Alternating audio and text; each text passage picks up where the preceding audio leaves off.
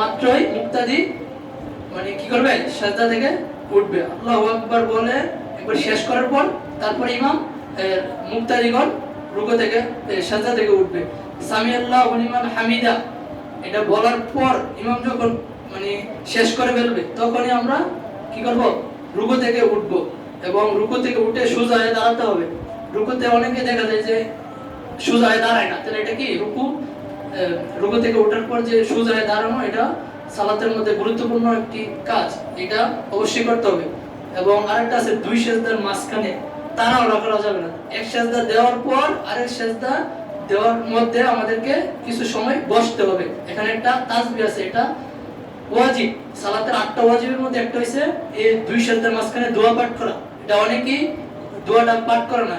দোয়াটা হলো রব্বিক ফিরলি দুইবার, অন্তত দুইবার পড়তে হবে। তাইলে আমাদেরকে এই দোয়াটা পড়ার জন্য একটু সময় প্রয়োজন না?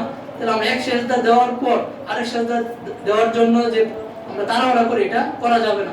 এক সেজদা দেওয়ার পর আমরা সোজা মানে সুন্দর করে বসে তারপরে আমরা কি করব, ওই দোয়াটা পাঠ করে তারপরে সিজদায় যাব।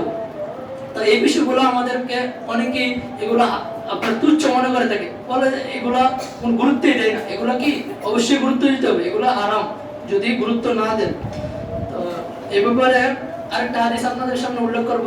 বারা ইবনে আজিব রাদিয়াল্লাহু তাআলা আনহু বলেছেন, রাসূল সাল্লাল্লাহু আলাইহি সাল্লাম এর পিছনে সালাত আদায় যখন করতেন সাহাবীগণ, যখন তিনি রুকু থেকে মাথা তুলতেন তখন কি আমি একজনকে দেখিনি যে রাসূল সাল্লাল্লাহু আলাইহি সাল্লামের আগে উঠছে, রুকু থেকে উঠছে বা সিজদা থেকে উঠে গেছে। কোন সাহাবীগণ রাসূল সাল্লাল্লাহু আলাইহি সাল্লামের আগে কি রুকু থেকে উঠতেন না, সিজদা থেকে উঠতেন না। তাহলে আমাদেরকে এই বিষয়গুলো খুব সতর্কের সাথে করতে হবে।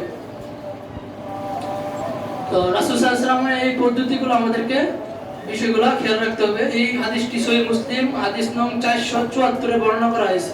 তাহলে আমাদেরকে কি করতে হবে, ইমামের আগে আমরা কোনো কাজ করা যাবে না। এই বিষয়গুলো খুব গুরুত্বপূর্ণ। এই বিষয়গুলোকে আমরা একবার অবহেলা করে ফেলে দিই, কিন্তু এগুলো অবহেলার জিনিস নয়।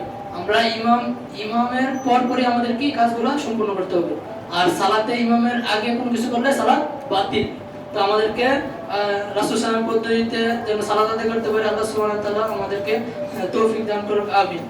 এরপরে আপনাদের সামনে নবী সাল্লাল্লাহু আলাইহি সাল্লাম যখন শেষ বয়সে উপনীত হয়েছে, বৃদ্ধ হয়ে গেছে, তখন রাসূল সাল্লাল্লাহু আলাইহি সাল্লাম সাহাবীদেরকে বলেছেন যে, হে লোকেরা, আমার দেহ ভারী হয়ে গেছে, সুতরাং তোমরা রুকু সিজদা আমার আগে যেও না, আমার আগে চলে যেও না। এই হাদিসটা পাবেন বাইহাকি সিলসিলা সহিহ হাদিস নং 1725। তাহলে রাসূল সাল্লাল্লাহু আলাইহি ওয়াসাল্লাম যখন মৃত্যু হয়ে গেছে, শেষ বয়সে উপনীত হয়েছে, তখন সাহাবীদেরকে কি বলেছেন যে, হে লোকেরা, সাহাবীদেরকে বলেছেন যে, হে লোকেরা, তোমরা সালাতে রুকু সিজদা আমার আগে চলে যেও না। তাহলে কি রাসূল সাল্লাল্লাহু আলাইহি ওয়াসাল্লাম নিষেধ করেছেন, তো নিষেধ এগুলোকে আমাদের কি পুঙ্খানুপুঙ্খানু পালন করেই সালাত আদায় করতে হবে।